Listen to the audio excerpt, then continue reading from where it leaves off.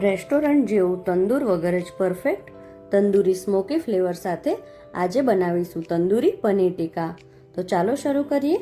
એક બાઉલમાં અહીં હંગ કડ લઈ લીધું છે.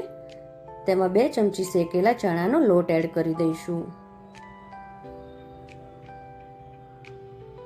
હવે તેમાં 1 ચમચી આદુ લસણની પેસ્ટ, કસૂરી મેથી, સ્વાદ અનુસાર મીઠું, 1 ચમચી લાલ મરચું પાવડર, અડધી ચમચી હળદર, કાળા મરીનો પાવડર અને 1 ચમચી તંદૂરી મસાલો એડ કરીશું.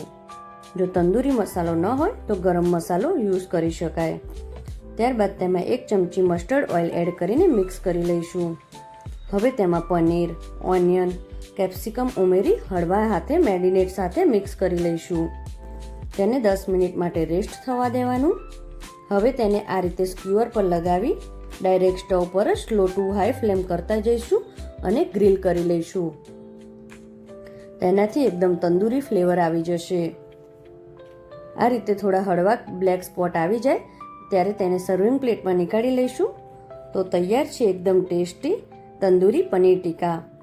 હવે તેની ઉપર મેલ્ટેડ બટર લગાવી લઈશું. તેની પર લીંબુ નીચોવી ગ્રીન ચટણી અને ડુંગળીના લચ્છા સાથે ગરમા ગરમ જ સર્વ કરીશું. તો તમે પણ મારી આ રેસીપી એકવાર જરૂરથી ટ્રાય કરજો અને મને કમેન્ટમાં જણાવજો. આવજો. જય શ્રી કૃષ્ણ.